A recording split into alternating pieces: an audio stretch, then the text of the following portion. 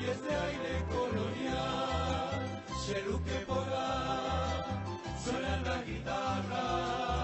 Buenas tardes, don Mateo, ¿qué tal? Somos el Colegio Nacional de Bachiller Técnico de Colegio, en segundo curso. Queríamos hacer algunas preguntas a las que se han preguntado ya, muchísimas gracias por visitarnos. Y realmente para mí una satisfacción de conocerlo, no quiero recibir de verdad. Es una enseñanza que más me ha apasionado en toda la vida, de que se vaya conociendo también de generación en generación, especialmente a los estudiantes, porque a mí aquí yo recibo delegaciones estudiantiles, tanto de delegaciones de universidades, de otro tipo de turistas de otros países. Y bueno, yo tengo 65 años, empecé mi vida de la filigrana cuando tenía 11 años y llevo 52 años de experiencia dentro de esta rama.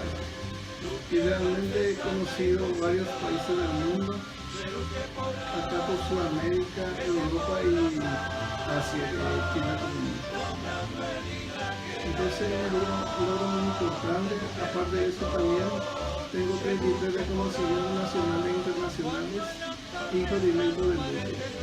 Una experiencia bastante buena dentro de mi noble conocimiento. ¿Y usted por qué cree que a lo que se le conoce como la cuna de la joyería pobre? Bueno, yo quiero empezar por una historia larguísima, pero voy a ir resacando para que se vaya conociendo también, porque la orfebrería tal vez en toda la enseñanza se ha enseñado también, ¿verdad?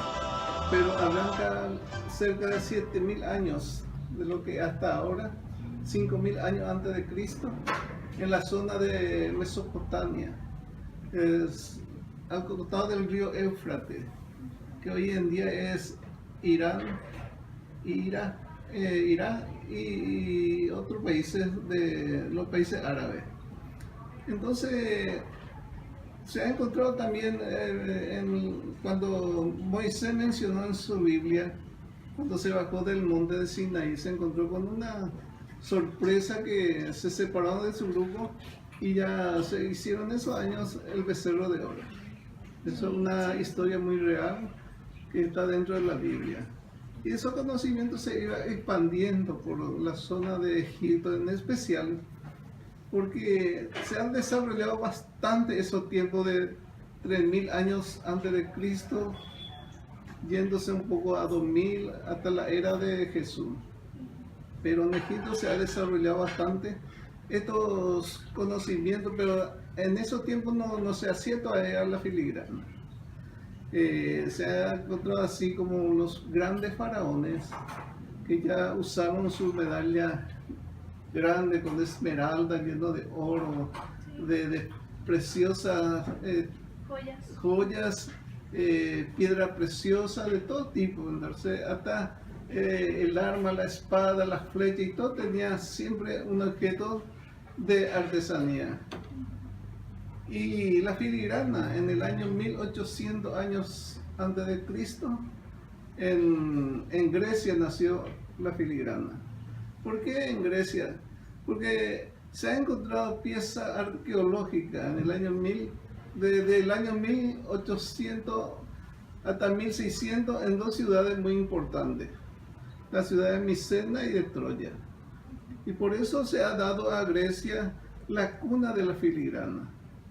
Y de ahí se iba expandiéndose Italia, Francia, España, Portugal y hacia el norte de Irlanda es Inglaterra. Cuando vino Cristóbal Colón en América, vinieron muchos artesanos de estos conocimientos.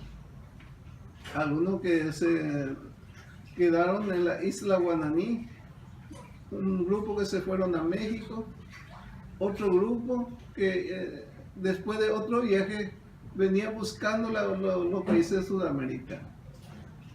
y se ha establecido mucho tiempo en Colombia. Colombia tiene una enorme riqueza también en lo que es la filigrana. Hay una ciudad muy especial en Colombia que se llama Monpós, así como nuestra ciudad de Luque también. Y tenía las informaciones, los españoles, que querían llegar a una ciudad muy importante que se llamaba Dorado, que hasta ahora existe todavía en el norte de Brasil, entre Perú y otros países. Y quería llegarse a esos lugares porque era el lugar preferido de la mina de oro. Pero algunos se equivocaron y se iban por la costa del Pacífico, pasaron por Ecuador y llegaron hasta Perú. Y en Perú se ha encontrado con la sorpresa la mayor cantidad de joyas que hay en el mundo. Vinieron y saquearon prácticamente lo que es la ciudad de Perú. Y Perú es una de las ciudades muy principal también, así como la fabricación de estos tipos de artesanía. Hoy en día ya hay muy pocos países que mantienen esta cultura. Podría decirse Paraguay, Perú, Colombia, México también, pero en México ya se perdió bastante.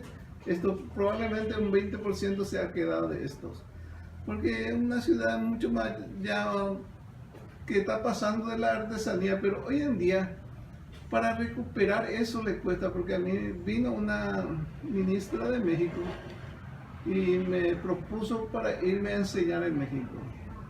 Y yo le pregunté de por qué me quiere llevar.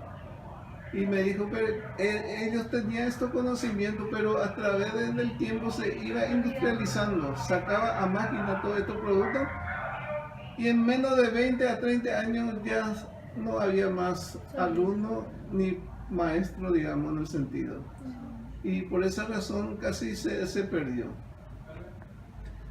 En la guerra de la Triple Alianza, o sea que bueno, de Perú a Paraguay por el año 1650 por ahí, a través de los indígenas también, los españoles, empezaron a hacer este tipo en Asunción. Y cuando hubo la guerra de la Triple Alianza, se estableció Luque como capital providencial en el año 1868. Entonces, desde cuando Asunción se trasladó a Luque como capital, vinieron toda la gente y desde ahí se quedaron los artesanos a fabricar en Luque. Y hasta hoy en día es Luque conocida como la ciudad de la filigrana. Yo hice una investigación en el año 2007 y llegué a una cantidad de 2000 orfebres en Luque. En una población en ese tiempo un poquitito más de 200.000 habitantes, que sería como un 10% de la población, o el 1% de la población. Entonces yo digo, Luque es la capital de la filigrana, por las cantidades de orfebres que se encuentran. Pero hoy en día, a través de mi experiencia, he dado a Luque como la ciudad de la artesanía.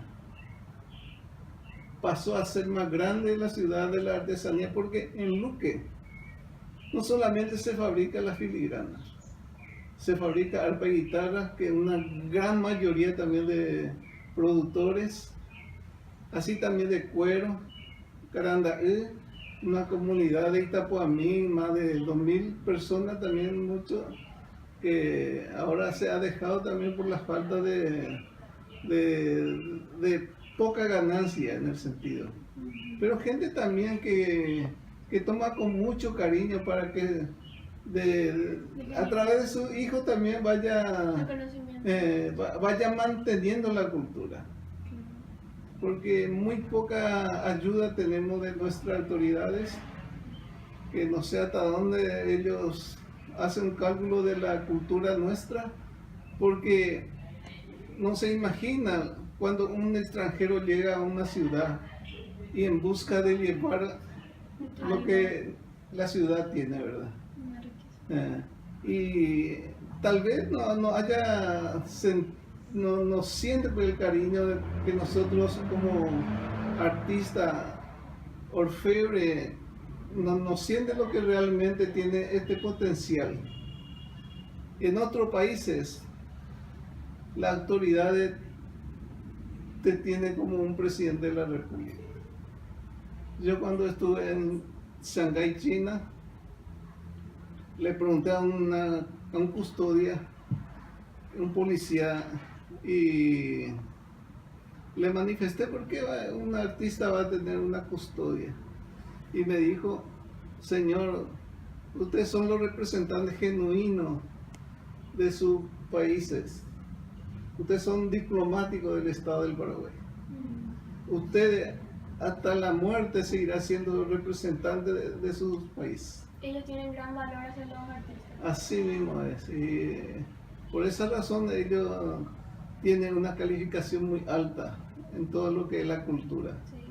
Me quedé impresionado por la cultura china, de 7.000, 8.000, 9.000 años antes, y cómo se mantiene esa cultura. Impresionante. Entonces para mí es solamente entrar a concentrar por el trabajo y Tener hacer. imaginación. Sí. Ya. ¿Y sabe cómo llegó a convertirse la filigrana en una artesanía típica luqueña? Y por la razón que, como le dije, que Luque es la capital de la filigrana. Por eso. Ah. Ya. ¿Y qué pieza es la que a usted más le cuesta hacer y por qué cree que usted es la más difícil? En todos los trabajos que hasta ahora yo digo que hay pocos fabricantes, el bolígrafo. El bolígrafo. Le voy a traer después para mostrarle. El bolígrafo es un trabajo sumamente que tiene que estar encima del trabajo. ¿Y cuánto tiempo le toma hacer todos sus trabajos? Un bolígrafo te cuesta 2 días. 2 días. 2 días. Y me imagino que el valor de ese bolígrafo debe ser... El precio que nosotros, tal vez cada joyas que si vamos a vender, vamos a triplicar el precio. Claro. Lo que realmente se tiene que darle el valor al trabajo. Sí. Pero acá en nuestro medio es tan difícil. Ya. ¿Y cómo se hace el anillo de 7 ramales? Es otro tipo de técnica de trabajos. Es otro tipo de técnica que lleva 7 hilos de plata o de oro. Hasta inclusive de cobre se puede hacer. Pero es un estilo diferente. Ya. Y para hacer la filigrana solamente se puede hacer con plata, cobre, oro, se puede hacer con otro tipo de... Hoy en día la filigrana de plata se utiliza. Yo tengo un quilate que es 980, que es altísimo, tipo de importación, porque la norma internacional es 925. ¿Qué quiere decir eso? Que en 100 gramos de plata pura lleva 7%, un poquitito más de aproximado de cobre, para que tenga de 100 se resta el 7.5 y te da 92.5. Entonces se establece pues una norma de quilate, así también como el 18. El 18 es una norma internacional. El oro es de quilate 33 y eso se reduce porque no se puede hacer del quilate del 33 porque es muy noble el material, así como el trabajo de plata, que es plata 1000. Nosotros tenemos que reducir un poquitito para que se pueda endurecer. Y la filigrana son 2 hilos muy finos como el cabello. Como el cabello. Eso lo voy a mostrar ahí. Puede llegar a observar. Y con la fabricación de aros, de anillos, ¿tiene una cierta regla de cuánto quilates de plata, ya sea de oro, se tiene que usar? No. Lo que pasa es que uno al crearse crea una medida. Pero así como te digo, mira, esta pieza se puede hacer de 4 o 5 medidas. Algunos la gente te dice quiero un poco más grande, más chico, entonces tenés que ir a hacer de un diseño Sí. 5 o 6 medidas. Del gusto del cliente. Sí, así como la medida del anillo, que tenés que hacer una variedad de números hasta que te queda bien, hermano. Claro. En Luque se hace también el rosario de coral. Anteriormente se hacía, más bien se usaron esos tiempos de la guerra de la Triple Alianza. Desde ahí hasta cerca del año 1970, por ahí se usaron mucho. Y ahora, Ahora ya no. No se fabrica más. No se fabrica. Yo puedo fabricar, pero la gente te tiene que pedir por Por un pedir. precio muy especial ya, porque tienen un costo mucho más elevado, pues entonces tenés que hacer por un compromiso ya de pedido. ¿Y esto también se hace en oro o plata? En las dos cosas se hace, en las dos cosas. y muchísimas gracias, don Mateo. Estas son todas nuestras preguntas. Usted ha contestado y muchísimas gracias por recibirnos y estamos muy agradecidos con usted. No, realmente para mí también una satisfacción porque a través de esto también ustedes tal vez después en otros países del mundo también se trae, ¿verdad? En el Paraguay tenemos la mina de oro que está en Paso Yubay, que está en la jurisdicción de Villarrica. La puede pasar Grabar. a grabar. ¿Alguna vez se quemó? Y Incontable. muchas veces porque, bueno, cuando empecé a aprender ahí me pasaron muchas cosas. Este es una forma de derramar y como se le dice acá es el lingote. El lingote.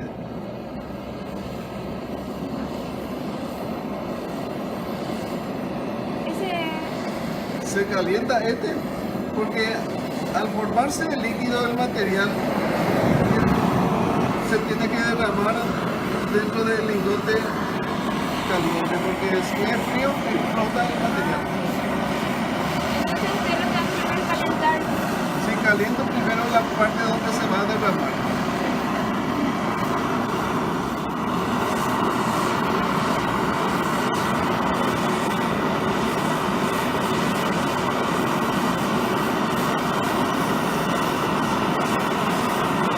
Es un espejo. Se va formando el líquido.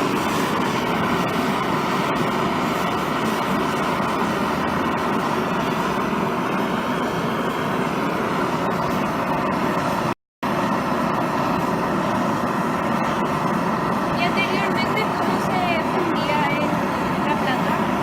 Y mayormente en los tiempos más antiguos había fuelle que tenía que pisar y a través de eso se separa todo. Eso es un peligro porque cuando se va por la cara te quema.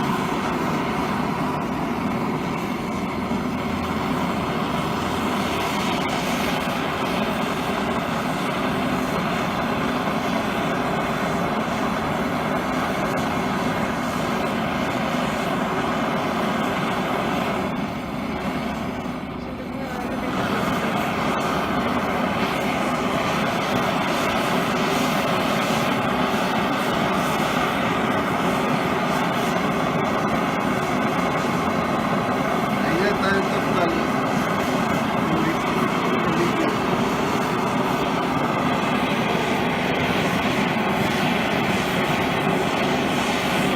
Y voy a derramar.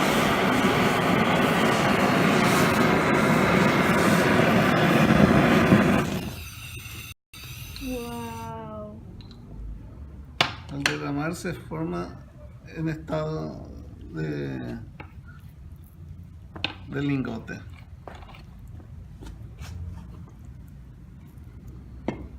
Se queda en un lingote. Sí, en un lingote. Wow.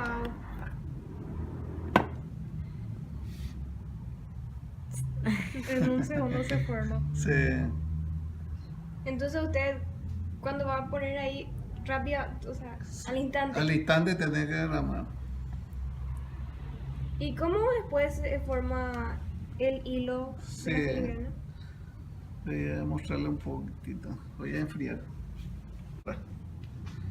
Que contiene varias medidas. Después la otra laminadora.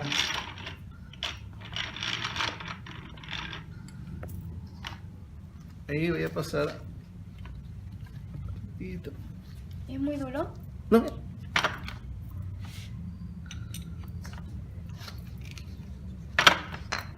¿No querés probar? Sí quiero. Vení.